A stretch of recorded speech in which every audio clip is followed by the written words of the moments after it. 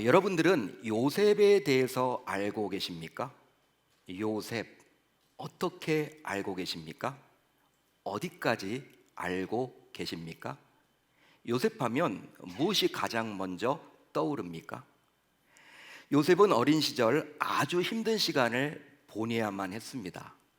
야곱의 아비였던, 특별히 야곱의 아비는 이삭이었죠. 요셉의 아버지였던 야곱.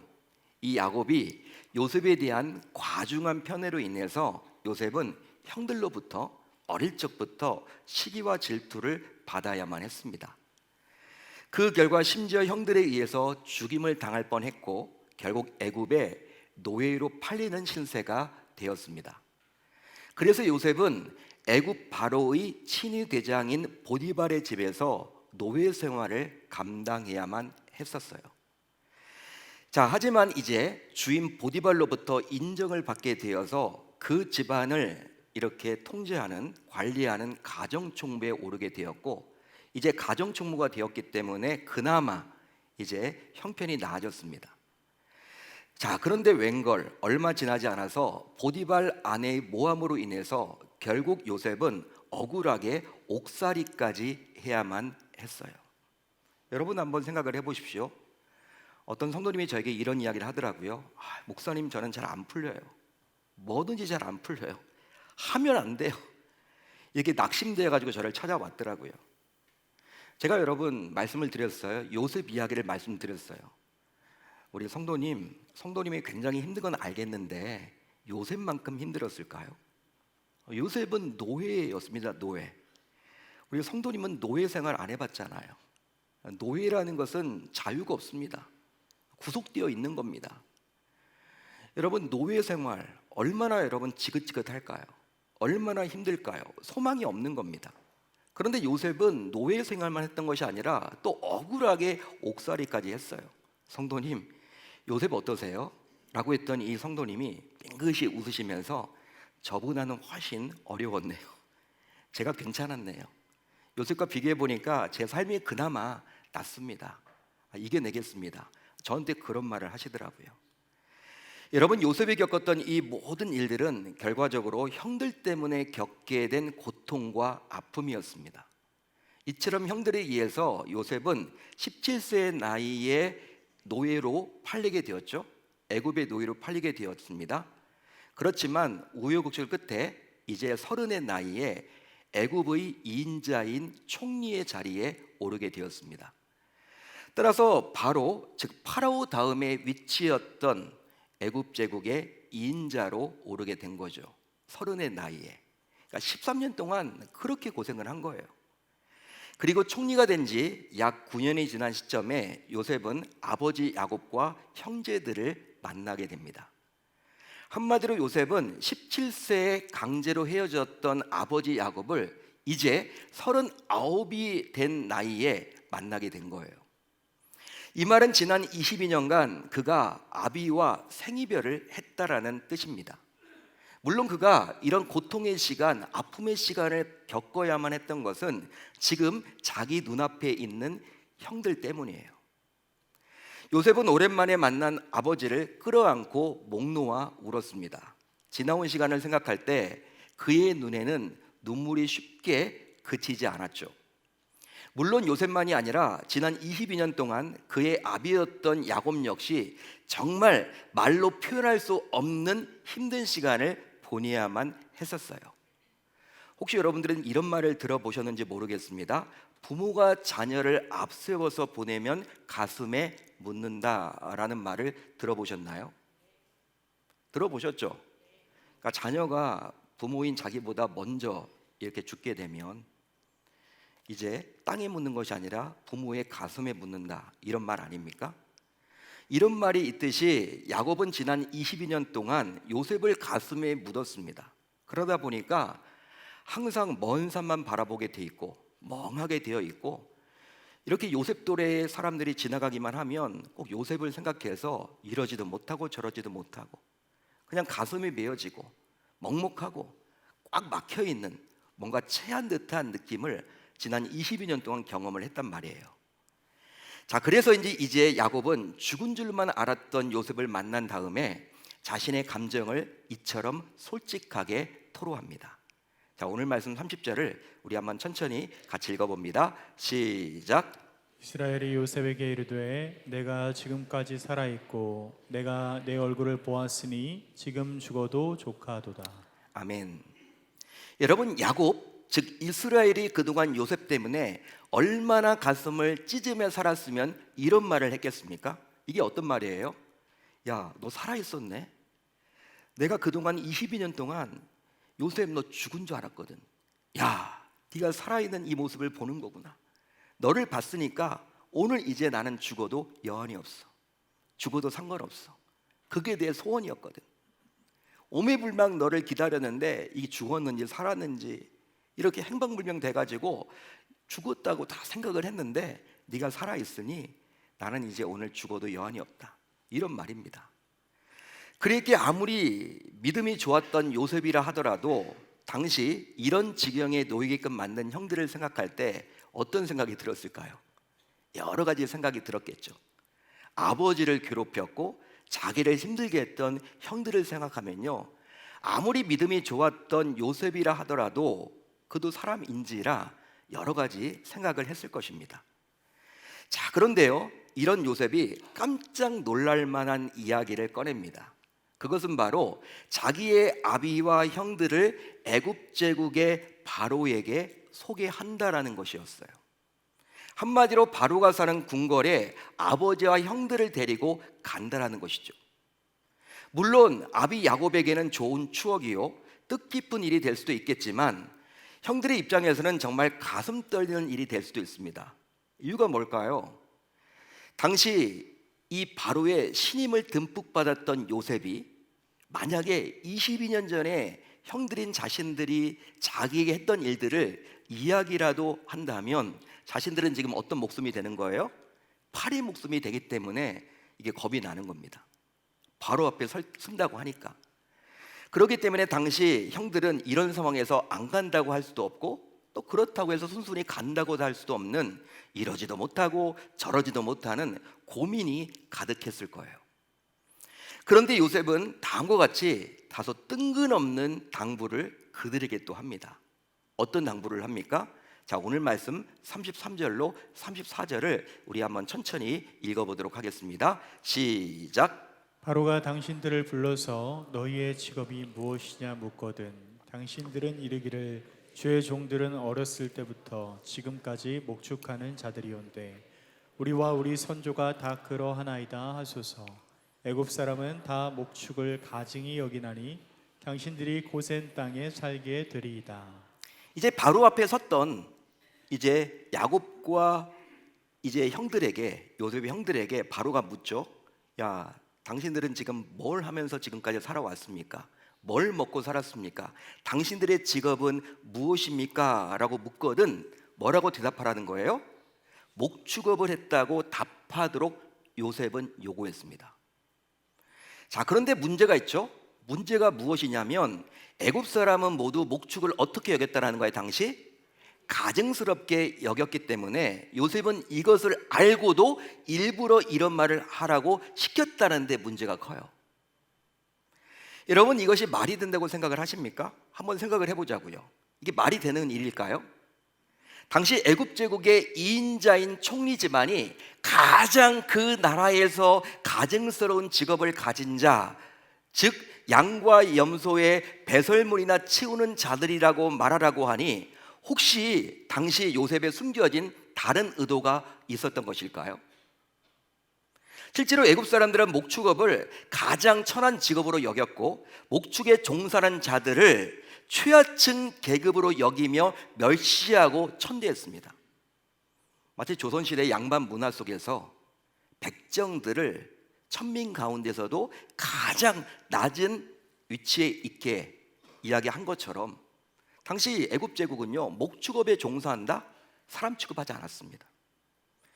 실제 노예 중에서도 가장 낮은 계층이 바로 목축에 종사하는 노예들이었다고 해요. 그러니 당시 애굽 제국에서 목축에 종사하는 사람은요, 사람 취급도 제대로 받지 못하는 거예요. 인권이고 뭐가 없습니다, 여러분. 자, 그런데 애굽의 총리로서 이런 사실을 모를 리가 없었던 요셉이 자신의 아비와 형제들에게 일부러 고의적으로 이런 말을 하라고 요구하고 있으니 이것은 정말 있을 수가 없는 일이죠. 말이 안 되는 거죠, 여러분. 더욱이 이는 애굽 총리인 자신의 명예를 더럽히는 일입니다. 거기에 더하여 심지어 자신을 총리직에서 끌어내리려고 하는 정적들에게 빌미를 주는 꼴이죠. 여러분, 당시 요셉은요, 애굽 족속이 아니죠. 애굽 족속이 아닙니다. 히브리 사람이에요. 노예 출신이었습니다, 요셉은. 그런데 이 바로가 잘 봐가지고 지금 총리직에 올랐잖아요. 그러니까 여러분, 얼마나 시기와 질투를 받았을까요? 고위 공무원들 사이에서 얼마나 이 요셉 틈을 노렸을까요? 뭔가 없나 뒷조사를 했을까요? 그런데 여러분, 목축을 했다고 하면요, 어떤 일이 벌어져요? 난리가 나는 거죠, 여러분. 이제 여러분, 이걸 가지고 빌미를 주는 거죠. 이제 더 이상 총리직을 못할 수 있는 상황이 되는 겁니다. 그런데 왜 요셉은 이런 말도 안 되는 제안을 아비와 형제들이 하도록 요구했던 것일까요? 여러분들이 당시 요셉이었다면 이런 말도 안 되는 요구를 할 수 있겠습니까? 여러분,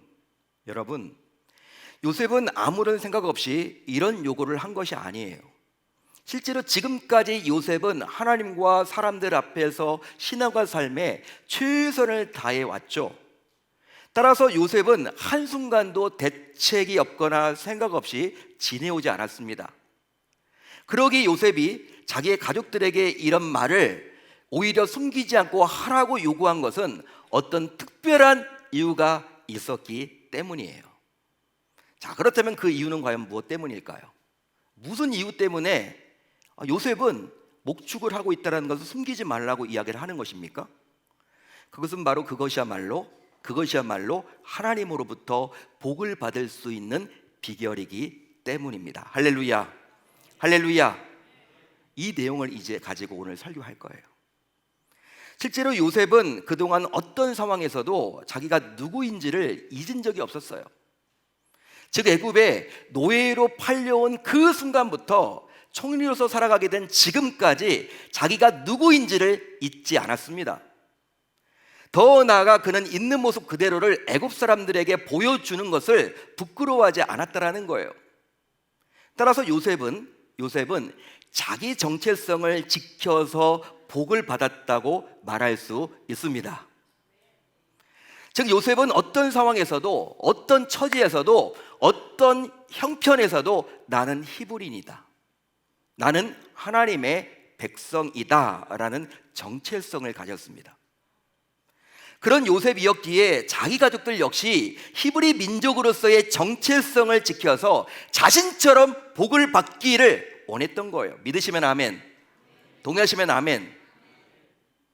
따라서 하나님께서는 이런 요셉의 모습을 통해서 오늘을 살아가는 성도인 저와 여러분들 역시 자기의 신앙의 정체성을 잘 지켜나갈 때 결국 현재와 미래에 복을 받을 수 있다고 우리에게 말을 해줍니다.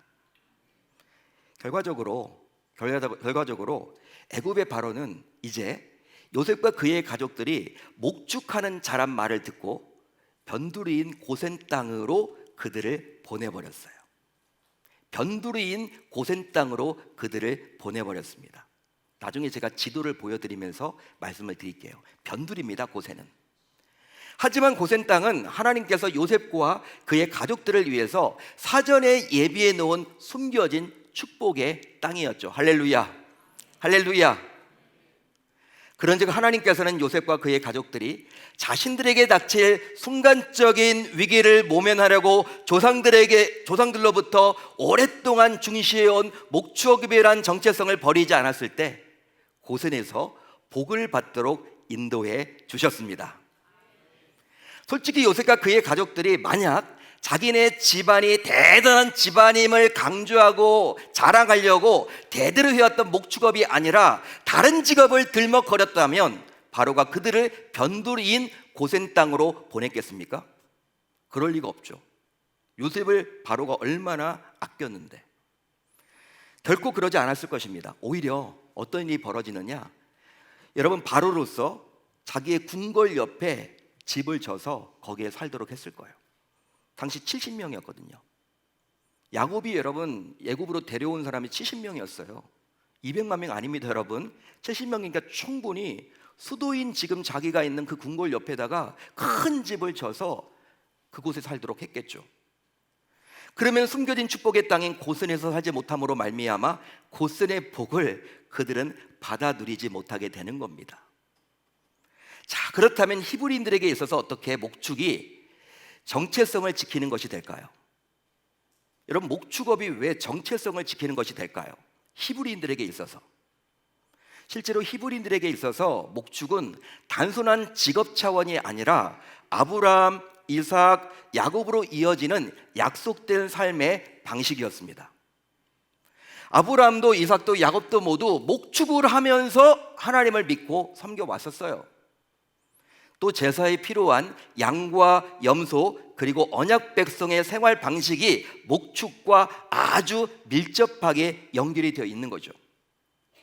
그러기에 애굽 사람들에게 멸시받던 그 목축업이란 직업이 사실은 하나님과의 언약을 연결하는 삶의 방식이었습니다. 그런즉 목축을 포기하게 되면 히브리인으로서의 정체성을 잃는 것과 마찬가지가 되는 거예요.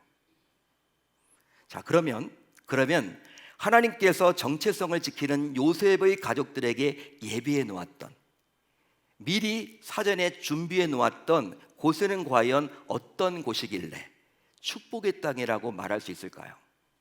여러분, 고센이 왜 축복의 땅입니까? 고센이 왜 복의 땅입니까? 몇 가지 이유가 있습니다. 먼저 무엇이든지 생산할 수 있는 기름진 땅이기 때문이에요. 무엇이든지 생산할 수 있는 기름진 땅이기 때문입니다. 애굽은 95%가 모래로 덮여 있었대요. 모래. 따라서 무엇이든지 생산이 잘 안 되는 건조한 땅입니다. 여러분들이 사막을 생각하시면 돼요. 뭘 심어도 안 돼요. 하지만 고센은 어떠한 곳이었냐면 나일강이 지나는 삼각주 동부 지역에 위치해 있었어요. 잘 보세요, 여러분. 맨 위에 바다가 보이는데 지중해입니다. 그 지중해를 향해 있는 거예요. 여러분, 이 나일강이 길죠? 엄청나게 길죠? 그런데 지중해를 향하고 있는 나일강의 하류 부분에 삼각조 모양이 있지 않습니까? 그 지역이 바로 무슨 땅이 있다는 거예요? 고센이었습니다. 그러니까 애굽의 사람들이 주로 이 애굽 수도를 그 기점으로 해서 살았단 말이에요. 거기랑 여러분 멀리 떨어져 있는 변두리예요. 변두리입니다. 사람들이 거기에 살지 않았어요. 자, 그러다 보니 나일강이 범람하면서 애굽 전역에서 쓸려온 흙과 유기물이 차곡차곡 쌓여서 그 어느 땅보다도 기름졌다는 거예요. 요즘에도 이렇게 비가 많이 오면요, 막 쓸려 내려가는 게 있잖아요. 홍수는 아니더라도 비가 많이 오면요, 안양천에도 굉장히 여러분 막 쓸려 내려가는데, 요즘에 여러분 쓰레기들이 참 많이 쓸려 내려가요. 요즘에는. 근데 쓰레기들이 어떤 것들이 쓸려 내려가는가 제가 봤더니 플라스틱, 페트병, 또 비닐, 고철, 정말 흙에는 전혀 도움이 안 되는 것들이 막 지금 이렇게 쓸려 내려가요. 한강 여러분 하류에도 굉장히 그런 것들이 많이 막 있죠. 그 쓰레기 여러분 관리하시는 분들이 그거 줍느라고 굉장히 애를 많이 써요. 근데 당시 여러분 고대 사회입니다. 그 당시에 비닐이 어디 있습니까? 그 당시 여러분들 페트병이 어디 있어요? 그 당시에 고철이 어디 있습니까? 요즘 냉장고도 막 떠내려가는데 그 당시에 여러분 그런 게 어디 있냐는 거예요. 여러분, 나일강이 범람하게 되면 뭘 여러분 이제 떠내려가게 돼요? 이제 사람들이 여러분 먹고 싸죠. 그런 여러분 배설물들이 막 이렇게 써내려가는 거예요. 근데 그런 것들이 여러분 이제 아름답게 다 조화가 돼가지고 이제 여러분 그것이 옥토가 된다라는 거예요. 한마디로 나일강이 범람하면서 애굽 전역에서 쓸려온 흙과 유기물, 이런 것들이 차곡차곡 쌓여서 이제 그 어느 땅보다도 기름지게 된다라는 것이죠. 한마디로 고센은 매년 나일강의 범람으로 토사가 쌓여서 생긴 기름진 땅이었습니다. 자, 그랬기에 사람들은요 검은 땅이라고 불렸어요. 검은 땅이라고 그 땅을 불렀어요. 여러분, 우리나라는 산에 가서 한번 여러분들이 삽을 가지고 땅을 파보세요. 어떤 색깔일까요? 어떤 색깔입니까? 황토색이죠. 우리나라 흙은. 근데 고센 땅은 파면 어떤 색깔일까요? 검정색이에요. 검은색이에요. 하지만 이렇게 검다 보니까 애굽 사람들은 그곳이 마귀의 땅이다, 다크랜드다라고 여기며 그곳에 가지 않으려고 해요. 정착은커녕 그곳에 가보지도 않으려고 합니다. 저주받은 땅이라고 하면서. 그렇게 비옥했지만 비어있던 그곳에 요셉의 가족들이 정착한 다음에 그의 후손들은 무려 430년 동안이나 그곳에서 풍족하게 먹고 살아갈 수 있게 되었습니다. 이처럼 하나님께서는 그들이 자기의 정체성을 부끄러워하지 않았을 때 숨겨진 보배들을 받아 누릴 수 있도록 넘치게 부어 주셨습니다. 그 결과 그들은 설령 가뭄과 흉년이 와도 끄떡없이 살아갈 수 있도록 하나님으로부터 무한한 공급의 축복을 받게 되었던 것이죠. 할렐루야, 할렐루야. 한번 따라합니다. 공급의 축복, 공급의 축복. 이 공급의 축복을 받았던 곳이 어디였다라는 거예요? 고센 땅이었습니다. 실제로 고센 땅에 얼마나 공급의 축복을 받았냐면 나중에 430년이 흘렀어요. 오늘 본문에서 이제 나중에 출애굽 이후 이스라엘 백성들이 이제 출애굽 전에 애굽 고센 땅에서 자신들이 먹었던 것을 떠올리며 광야에서 살아가는 자신들의 삶에 대해서 불평과 불만을 가져요. 그때 백성들은 다음과 같이 자신들이 고센 땅에서 먹었던 것을 이야기합니다. 어떻게 이야기합니까? 이렇게 이야기해요. 우리가 애굽 고센 땅에 있을 때에는 값없이 생선과 오이와 참외와 부추와 파와 마늘들을 먹은 것이 생각나거늘. 오이, 참외, 부추, 파, 마늘은요 모두 귀한 작물이에요. 지금도 마찬가지죠. 근데 이 작물들은요 애굽에서 날 작물이 아니에요. 애굽 어디에서든지 나지 않는데 유일하게 고센 땅에서만 나는 겁니다. 따라서 백성들은 고센 땅에서 430년 동안이나 이런 것들을 가지고 풍족하게 먹었던 거예요. 그만큼 고센은 무엇이든지 생산할 수 있는 공급의 축복을 받았습니다. 다음으로 신앙을 지키기에 적합한 구별된 땅이었습니다. 신앙을 지키기에 적합한 구별된 땅이에요. 그곳이 바로 어디라는 거예요? 고센이었습니다. 고센은 사람들이 많이 살던 애굽 도시에서 무려 260km나 떨어진 벌어진 땅이었어요. 260km는 사막입니다. 그 사막을 260km 가야지만 고센에 도착하는 거예요. 자, 그러다 보니 고센은 자연스럽게 애굽의 우상 문화와도 떨어져 있었죠. 따라서 요셉의 가족들과 그의 후손들은 약 430년 동안이나 애굽의 신들이 아니라 오직 여호와 하나님을 온전히 섬기게 되었습니다. 솔직히 아무리 하나님을 잘 믿고 섬기는 백성이라 하더라도, 자녀라 하더라도 지속적으로 세상의 우상 문화에 노출되게 되면 하나님을 바르게 믿고 섬기는데 어려움이 생기기 마련이에요. 그런데 당시 그들은 어떻습니까? 변두리였던 고센에서 살다 보니 오히려 신앙을 지키기에 적합했던 것이죠. 이처럼 하나님께서는 그들이 손해를 보더라도, 피해를 입더라도 자기의 정체성을 숨기지 않았을 때 하나님을 보다 잘 섬길 수 있는 구별된 축복을 허락해 주셨습니다. 믿으시면 아멘, 동의하시면 아멘. 한번 따라합니다. 구별된 축복. 구별된 축복. 이 구별된 축복을 고센이 가지고 있었다는 거예요. 그렇기 때문에 축복의 땅이죠. 더하여 재앙이 없는 안전한 땅입니다. 재앙이 없는 안전한 땅입니다. 출애굽기 7장부터 11장을 보게 되면 하나님께서는 모세를 통해서 10가지 재앙을 내립니다. 애굽 백성들에게. 자, 이 재앙들로 인해서 당시 애굽 사람들은 엄청난 피해와 고통을 당해야만 했습니다. 더하여 마지막 10번째 재앙은 뭐예요? 장자의 죽음 아닙니까? 이 장자의 죽음으로 말미암아 애굽 사람들은 그야말로 망연자실해요. 이 집에서도 장남이 죽고 저 집에서도 장남이 죽고 가축도 다 첫 번째 것은 다 죽어요. 난리가 난 거죠, 여러분. 근데 정말 더 큰 문제는 뭐냐면 그런 상황에서 애굽 사람들은 아무것도 할 수가 없었어요. 그 무엇도 할 수가 없는 겁니다. 자, 그러나 고센 땅에는 놀랍게도 다소 강도가 세어진 네 번째 재앙인 파리 재앙부터 재앙이 내리지 않았습니다. 하나님이 재앙을 주지 않았어요. 그만큼 고센 땅은 재앙이 없는 안전한 곳임을 알 수 있는 것이죠. 이처럼 하나님께서는 자기의 정체성을 지켰던 그들에게 7일 울타리가 되어서 그들에게 보호와 안전의 축복을 주셨습니다. 할렐루야, 할렐루야. 한번 따라합니다. 보호와 안전의 축복. 보호와 안전의 축복. 이 축복을 주셨다는 거예요. 마지막으로 미래에 가나안으로 돌아갈 준비의 땅입니다. 미래에 가나안으로 돌아갈 준비의 땅이 곧 어디였다라는 거예요? 고센이었습니다. 하나님께서는 미래의 자기 백성들이 다시 가나안으로 돌아갈 것을 아셨을까요? 몰랐을까요? 하나님이 알았을까요? 몰랐을까요? 아셨죠. 하나님은. 우리 인간은 1시간 후에 일어날 일도 몰라요. 그렇지만 하나님은 미래를 다 내다보시죠. 그러니까 자기 백성들이 지금 이 애굽에 있지만 고센 땅에 머물게 되었지만 430년 뒤에는 모세라는 지도자를 통해서 이제 출애굽함을 다 아셨죠. 여러분, 가나안 땅으로 돌아갈 것을 다 알았습니다. 하나님은. 따라서 고센을 떠나서 즉시 그곳으로 나아가도록 그들에게 미래를 준비케 하셨습니다.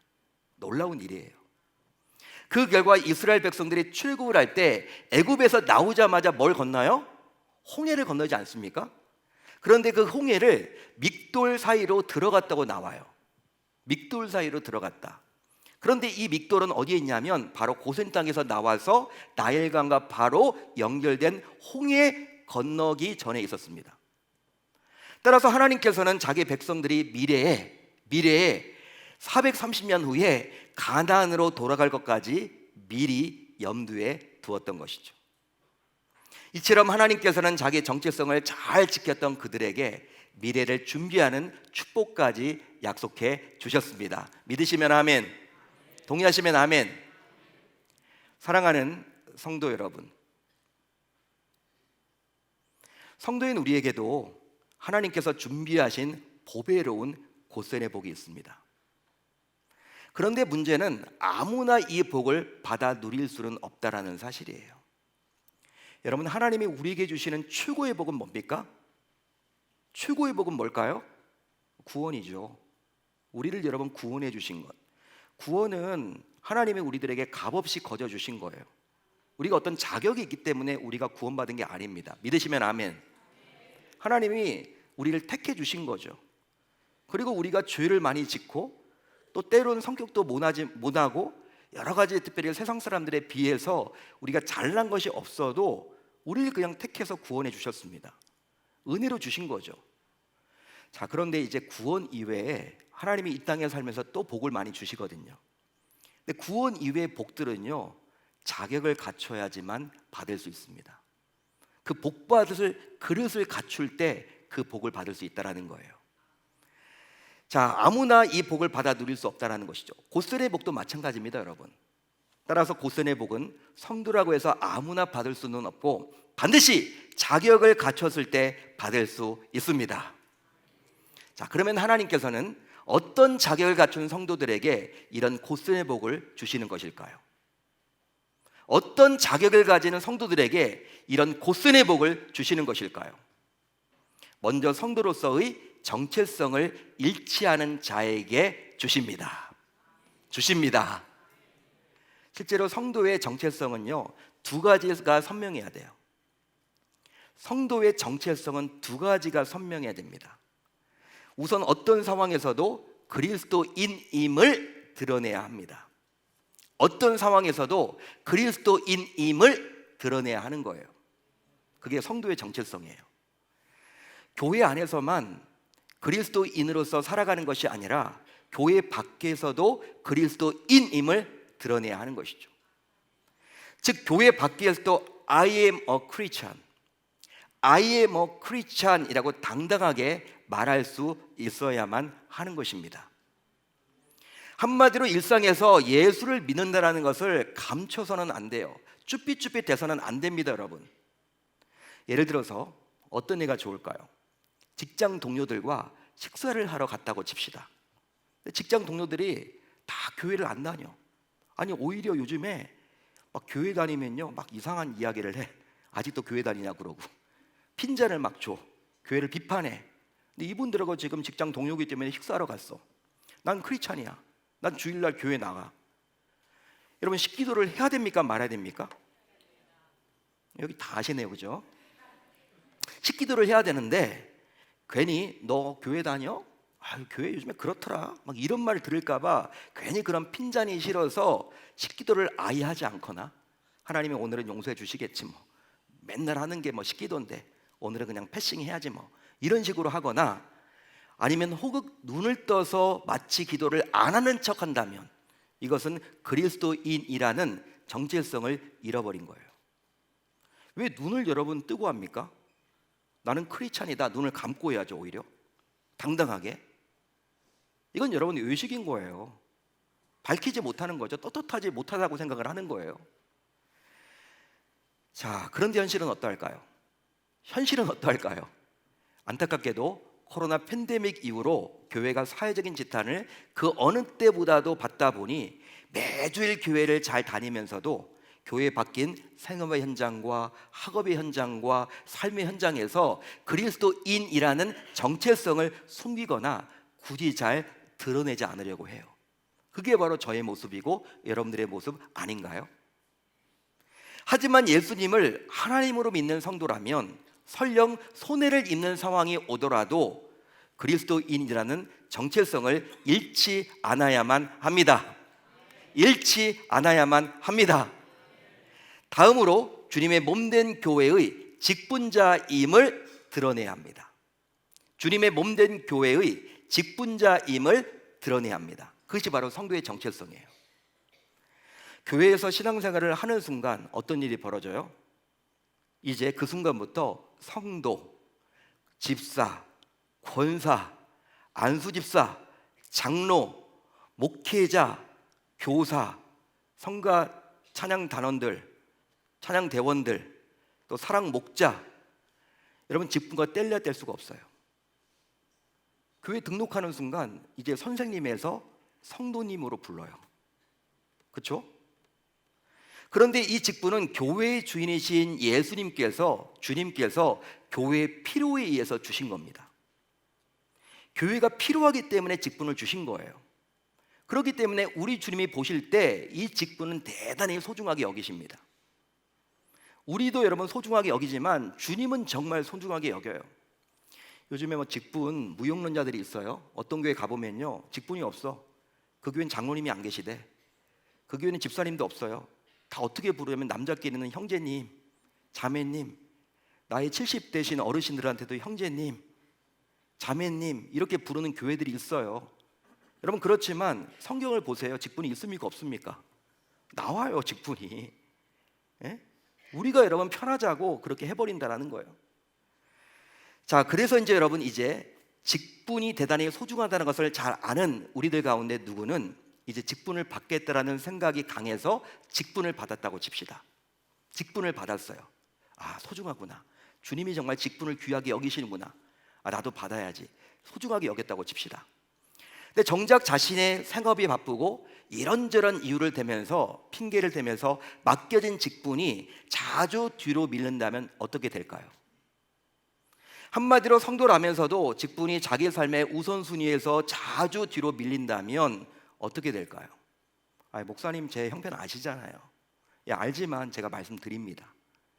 이것은 어떤 의미에서 볼 때 직분을 더 이상 소중히 여기지 않는 것이요 숨기는 것이라 말할 수 있는 겁니다. 그러나 직분은 하나님 나라를 위해서 꼭 필요하기에 하나님께서 맡겨주셨음을 잊지 말아야 할 줄로 믿습니다. 그러기에 성도라면 직분을 받으려고 힘쓰기보다는 이미 맡겨진 직분에 충성을 다해야만 하는 거예요. 거기에 더하여 마치 세상의 계급처럼 생각해서 높아지고 누리려고 직분을 받으려 한다면 이것은 주님께서 섬기라고 주신 직분을 왜곡하는 꼴이 됩니다. 근데 잘못 여러분 우리가 이해하는 거죠. 따라서 성도인 나는 그리스도인입니다. 성도인 나는 직분자입니다. 성도로서 이런 정체성을 어떤 상황에서도 어느 누구 앞에서도 당당하게 드러낼 수 있어야 할 줄로 믿습니다. 그럴 때 오늘을 살아가는 성도인 우리 역시 요셉의 가족들과 그 후손들이 받았던 고생의 복을 동일하게 받게 될 줄로 믿습니다. 더하여 질서를 지키는 성도에게 주십니다. 질서를 지키는 성도에게 고생의 복을 주세요. 당시 요셉은 애굽의 실세총리였어요. 경제를 살렸습니다. 온 나라가 여러분 기근이었어요. 흉년이었습니다. 근데 애굽만 요셉이 꿈을 잘 꿔서, 꿈을 잘 해몽해서, 결과적으로 미리 다 대비해서 잘 먹고 잘 살았죠. 그러니까 바로가 여러분 이 요셉에게 그냥 총리로 임명한 정도가 아니라 정권을 다 맡기는 상황이었어요. 따라서 고센 땅을 얼마든지 요셉 자기 권한으로 자기 후손들과 자기 자손들에게 줄 수 있었습니다. 그런데 요셉은 어떻게 했습니까? 자기 위에 있는 한 사람, 내 위에 있는 한 사람, 즉 애굽의 최고 권력자인 바로를 통해서 자기 가족들이 고센 땅을 받도록 했던 것이죠. 이것은 무엇이냐면 요셉이 바로를 존중해서 질서를 지켰다라는 의미예요. 그런즉 요셉은 아무리 강한 권력을 가졌더라도 자기 권한을 남용하지 않았습니다. 그러기에 요셉과 같이 질서를 잘 지키고 존중할 때 성도인 우리 역시 오늘날 하나님께서 나에게 예배해 놓은 고센의 복을 동일하게 받아 누리게 될 줄로 믿습니다. 여러분, 따라서 우리가 삶에서 교회 안에서도 위원장님이 계시고 사역장님이 계시고 부장님이 계시면요, 그게 여러분 질서로 세워진 거잖아요. 여러분들이 존중해 주실 수 있어야 하는 거예요. 설령 마음에 잘 들지 않더라도. 그뿐 아니라 직장 생활을 할 때에도 직장 상사가 있죠. 설령 여러분 나랑 잘 안 맞아도 질서를 여러분들이 거스려서는 안 되는 거예요. 가정에서도 부모님, 여러분 우리가 인정해 줄 수 있어야 하는 것이죠. 자, 그렇다면 하나님께서 오늘날 성도인 우리에게 예배해 놓으신 고센 땅은 어디에 있을까요? 저는 여러분 말씀을 묵상하면서 이 시대, 오늘 말씀에 나와 있는 고센 땅은 과연 이 시대를 살아가는 저와 여러분들에게 있어서 어디일까 묵상해 봤습니다. 묵상을 했는데 처음에는 이게 잘 떠오르지 않더라고요. 말씀을 계속 읽는 가운데 제가 정말 알게 되었습니다. 그게 어디냐? 그곳은 바로 교회라는 거예요. 교회입니다. 교회가 바로 고센 땅입니다. 하나님은 고센을 통해서 어떤 일을 벌이셨어요? 공급하시고, 고센을 통해서 구별하시고, 고센을 통해서 보호와 안전을 주셨고, 고센을 통해서 미래를 준비케 해주셨어요. 그런데 이런 놀라운 고센의 복을 성도인 우리는 교회를 통해서 동일하게 받을 수 있습니다. 왜냐하면 이 시대 속에서 하나님의 관심은 오로지 자신의 핏값으로 세워진 교회에 모두가 있기 때문이에요. 여러분, 우리 주님의 관심이 삼성전자에 가 있을까요? 애플에 가 있을까요? 사람들의 관심은 그런 데 가 있지만 우리 주님의 관심은요, 자신의 핏값으로 세워진 게 교회잖아요. 목사님, 다른 것들도 다 하나님이 세우신 거 아닌가요? 네, 맞습니다. 그렇지만 다른 직장이나 다른 군대 조직이나 어떤 조직이나 단체 체계들은요, 하나님께서 어떤 사람을 통해서 세우죠. 그렇지만 교회만큼은 우리 주님이 직접 세우셨어요. 사람을 거치지 않고 세우셨습니다. 왜? 자신의 핏값으로, 그 핏값으로 세워진 게 바로 교회이기 때문이에요. 따라서 이런 놀라운 고센의 복은 결국 하나님께서 주시는 복인데 교회를 통하지 않고서는 결코 받을 수가 없는 것이죠. 그런즉 교회를 통해서 성도인 우리 모두 이런 복을 받을 수 있으니 이 얼마나 감사한 일입니까? 감사한 일입니까? 그러기에 오늘 말씀의 제목처럼 고센의 복을 나의 복으로 만들기를 소망한다면, 고센의 복을 나의 복으로, 나의 것으로 쟁취하기를 원하신다면, 성도에게 있어서 교회는 영적인 복과 육적인 복과 정적인 복 모두를 받을 수 있는 유일한 곳임을 기억하며 이제 이번 한 주 성도로서 교회에 소속된 그리스도인이라는 정체성을 어떤 상황에서도 어느 누구 앞에서도 드러내야 할 줄로 믿습니다. 이번 한 주 이걸 지키자는 거예요. 이것 붙들고 기도하자는 거예요. 누구를 만나든지 간에 어떤 상황에 있든지 간에 교회 밖에서 나는 크리스찬입니다. I am a Christian. 이걸 드러내기를 당부드립니다. 그렇게 하기로 결단하고 다짐을 해 봅시다. 그리함으로 하나님께서 나를 위해서 예비해 놓으신 고슬의 복을 나의 것으로 받아 누려야 할 줄 우리 주님의 이름으로 축원합니다.